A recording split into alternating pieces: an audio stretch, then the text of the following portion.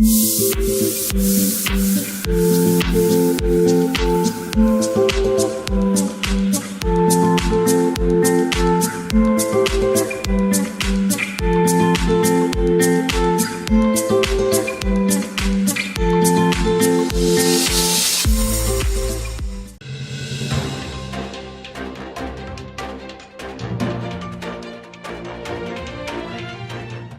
American Chamber of Commerce organiseerde vandaag een banking seminar waar leiders van verschillende banken uitgenodigd waren. Dit met als doel samen te kijken naar mogelijkheden tot een iets gemakkelijker uitbetalingssysteem. Anushka Sonai, president van AmCham Suriname, kwam aan het woord tijdens deze seminar. It has been shown that increasing financial inclusion can drive economic development, possibly increase GDP by up to 14% in emerging markets and a staggering 30% in frontier economies. This is a powerful testament to the potential impact of creating an environment where more individuals and businesses have access to financial services. Simplifying the process for individuals and businesses to open bank accounts, making mobile or internet payments more attractive, and transitioning the government disbursements towards electronic means are critical steps in this journey. The growing importance of financial inclusion provides a structural opportunity for financial institutions and businesses, with some already capitalizing on this shift. Small and mid-sized enterprises, SMEs, play a central role in financial inclusion. And I have to take a breath here because small, medium enterprises represent 90% of business and more than 50% of employment worldwide. For a comprehensive understanding of the opportunities, strengths, threats, weaknesses, and action points, I encourage you to refer to the NRA document. Effective monitoring of AML/FD requires transactions to be within the purview of relevant authorities. Achieving these necessities accelerates financial inclusion for individuals and informal businesses, or just businesses. Not only does this reduce the informality of economic activities, but it also opens up more opportunities for people in the districts and the hinterland, what we term financial unlocking. AmCham Suriname is privileged to account the largest financial institutions in Suriname amongst its members: Republic Bank, the Surinaamse Bank, Vina Bank, Hakring Bank, Self-Reliance, and Asuria. When our members and stakeholders speak, we do not only listen, but we also facilitate, learn, and execute. That's why we have this week. Our week began with listening to the voices of our young entrepreneurs on Sunday and Monday, gaining valuable insights into their business practices, needs, and the lessons learned in the dynamic landscape of 2023. Today, the leaders actively involved in Suriname's financial sectors, so you, will share their insights on the way forwards towards 2028. The year 2028 holds a great promise for Suriname, with expectations on significant positive transformations in our economy, driven in part by the efforts of our members such as APA Suriname and Chevron. The future of Suriname is undeniably bright, and it is our collective responsibility to contemplate the necessary financial infrastructure to make it future-proof. Welcome to our Banking, Finance, and Technology Week, and let's work together on creating the infrastructure that we do need to do business more effectively. Thank you so much. De ambassadeur van Amerika gaf tijdens zijn speech aan zijn volle ondersteuning te verlenen aan de economische groei van Suriname. Now, Suriname's banking relationships will be crucial to the growth of Suriname's economy.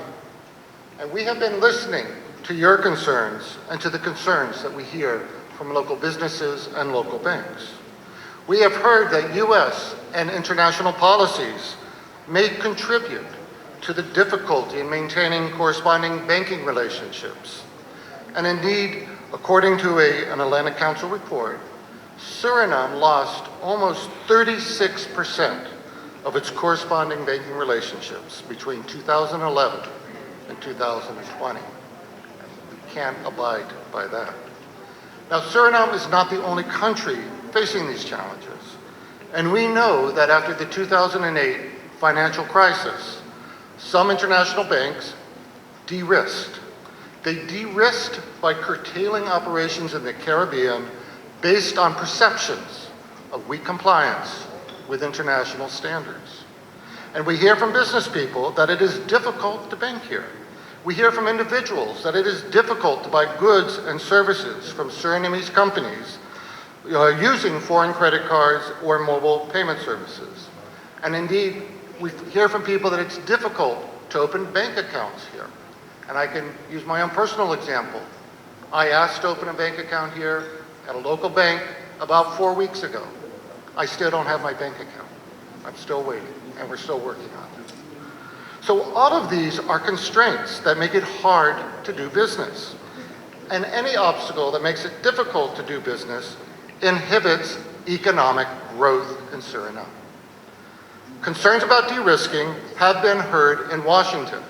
In 2020, the U.S. Congress mandated and funded a U.S. government-wide strategy led by the Treasury Department to combat de-risking. And Vice President Kamala Harris has recognized how problematic de-risking is in the Caribbean during her engagements with the Caribbean Prime Ministers starting in April of 2022. As a result, financial inclusion is now a key diplomatic and economic priority for the United States. It is fundamental to growing sustainable economies. It is fundamental to achieving social safety, and it is fundamental to realizing a healthy democracy. And that is the priority we share with Suriname. We have heard from the highest levels of government that Suriname would like to attract investment from U.S. companies. And we know that you are already looking to the United States for high-quality goods and services. And like other countries in the Caribbean, Suriname relies on trade for food, for healthcare, for production inputs, for tourism, for agriculture, and in other fields. And we hope that Suriname will continue to choose U.S. businesses as their primary partners. And for our business partnerships to work, however, it has to be easier to do business here in Suriname. U.S. companies always keep an eye on the bottom line. Anything that takes away from the bottom line will push businesses to look for partners elsewhere. Key items that we hear about are antiquated land titling regulations in Suriname. We hear about delays in getting documents like a residency permit or a labor permit. We hear about the unclear requirements to open a bank account, as I just mentioned. But another significant hindrance to greater prosperity in Suriname remains corruption. U.S. firms are prohibited from participating in corrupt activities under the U.S. Foreign Corrupt Practices Act.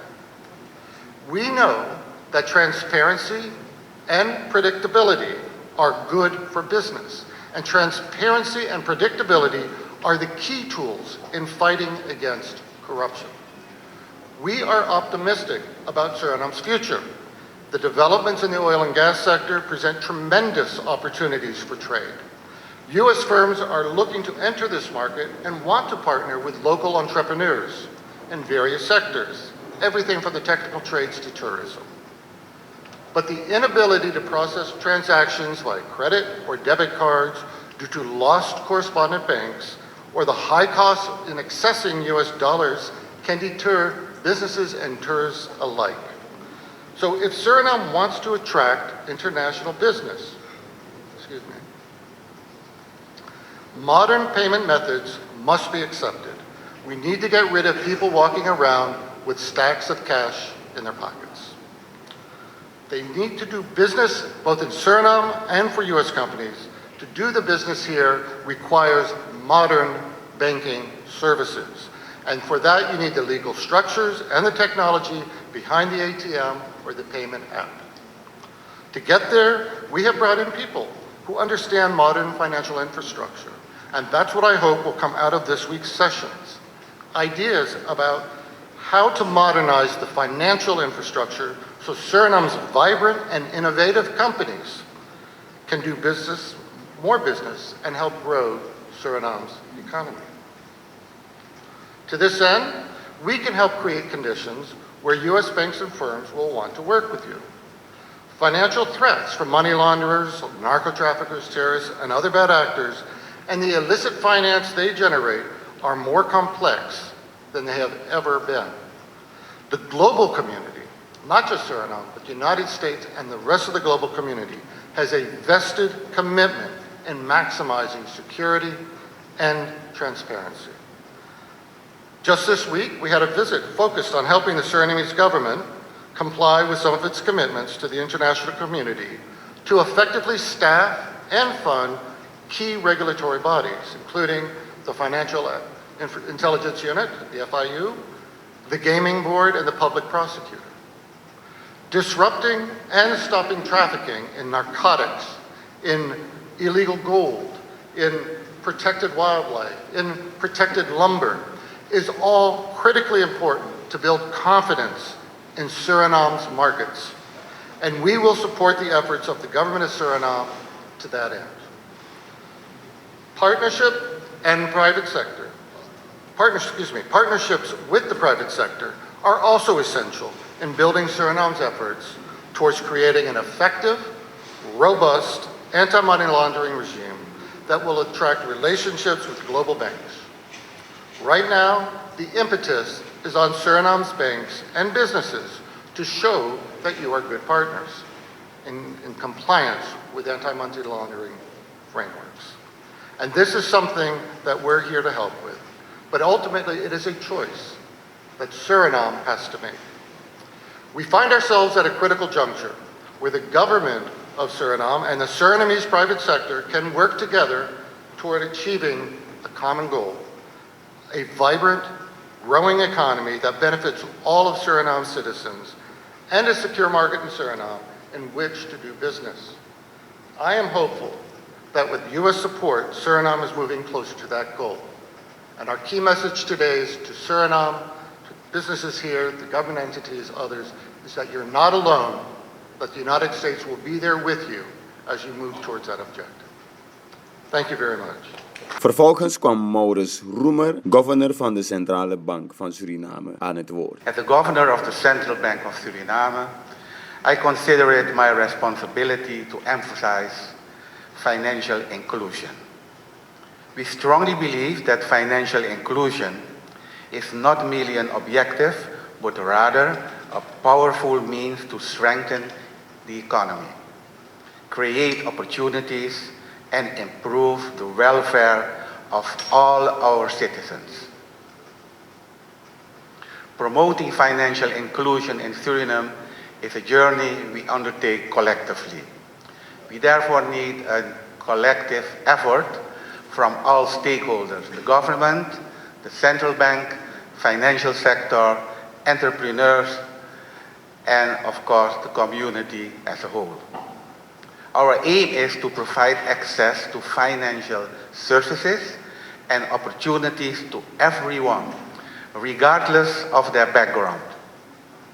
Financial inclusion is undoubtedly much more than just an ambition. It constitutes the core of a strategy towards sustainable growth and development. It surpasses access to bank accounts, loans, insurance products, or investment opportunities. It equally involves providing education, fostering empowerment, and promoting equal opportunities for all individuals in our society. Excluding individuals from participating in our economic activities can no longer be tolerated. One of the most crucial aspects of financial inclusion is breaking down barriers that prevent people from fully engaging in the economy. This includes addressing issues such as lack of financial knowledge, geographical limitations, and the cost associated with traditional banking and financial services. Here is where the role of technology and the banking and insurance sector emerged as a powerful tool for promoting financial inclusion. Technology, with its exponential growth and innovation, has significantly influenced financial services. Mobile payments, digital banking, fintech solutions, and blockchain technology have drastically improved access to financial services, especially for those who were previously outside the traditional banking and financial systems. The banking industry has a significant role to play by embracing technology and offering innovative financial products and services tailored to diverse needs and environments. Consider mobile banking apps, inclusive credit facilities for small entrepreneurs, which is already mentioned by the chair of AmCham, and digital payment systems accessibly to everyone regardless of their location. Moreover, financial institutions can implement strategies that go beyond traditional systems with agencies and mobile technologies in remote areas, enabling people who previously had no access to financial services to now avail themselves of these facilities. Developing synergy between technology and the banking sector makes it possible to enhance inclusion, reduce costs, and improve the efficiency of financial services. It is a challenging step towards creating a more inclusive environment where individuals and communities can thrive by having equal opportunities to achieve their financial goals. This directly contributes to broader economic growth and development of our country. Of course, unless the trees, which I've already heard about money laundering and more than that. In this gathering of stakeholders and experts, I encourage you to actively participate in discussions, share ideas, and collaborate to find sustainable solutions. Let us embrace the power of inclusivity and create an environment where everyone has equal opportunities to grow, connect, innovate, and join our efforts to build an inclusive financial society. Thank you. Voorzitter van de Nationale Assemblée, Marinus B., ging in op de belangrijke rol van de bank in Suriname. The banking industry in Suriname is not very big and is focused in one place, which makes it tricky to compete by efficient and come up with new ideas.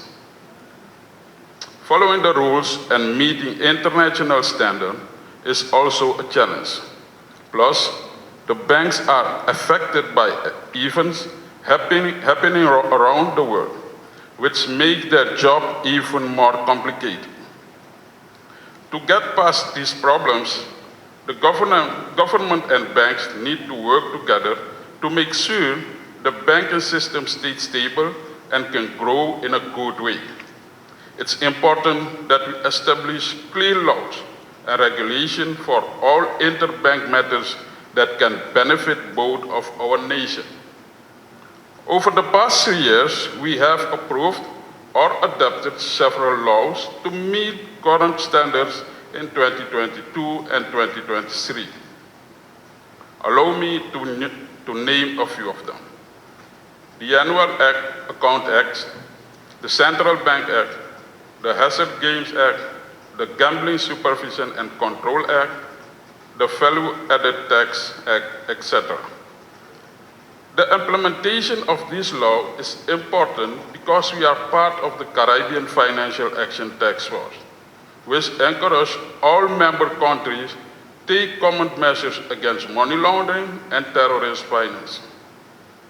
The CFATF is part of a global watchdog, the Financial Action Task Force, which pushes governments to adopt policy against money laundering to avoid being blacklisted. Parliament's role is vital in preventing Suriname from being placed on a specific sanction list and potentially facing a complete boycott. Working together with others could mean getting important people involved in groups that are reviewing proposed law, like the supervision of the banking and credit system and the Public Procurement Act. These laws are very important for making changes to how money and finances work. By teaming up, we can make sure that the right people are helping decide what goes into these laws to bring about positive changes in the financial system. As chairman of the National Assembly, I support initiatives that benefit the Suriname's people. Despite our banking sector high average scores in controlling money laundering and terrorist finance, there's still work to be done. Getting more perspective on this is necessary to make sure these laws not only benefit our country, but also align with global standards. While we have local experts, it widely acknowledge that foreign perspectives not only push, but also encourage excellent performance. After all, no one benefits from our nation being blacklisted. On behalf of the National Assembly, I thank you for this opportunity and look forward to the modernization resulting from our collective efforts.